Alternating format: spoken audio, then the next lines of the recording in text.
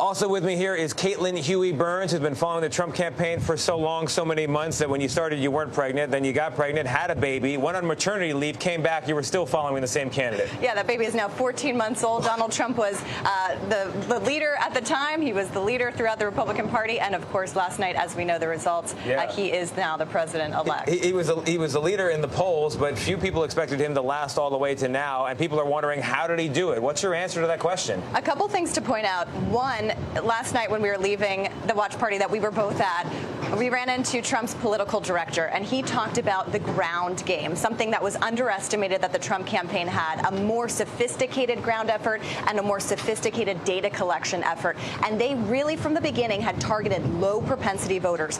That was a bet. That bet paid off. They thought that there was about 11% of the electorate in battleground states that wasn't paying attention to the news the way that we do, that wasn't paying attention to kind of politics in general, but they would be inclined to Trump's message and his personality. And I think that gets to the other point about what has been underestimated about Donald Trump. I covered his first ever rally in New Hampshire in 2015, covered his last rally in Grand Rapids the other night.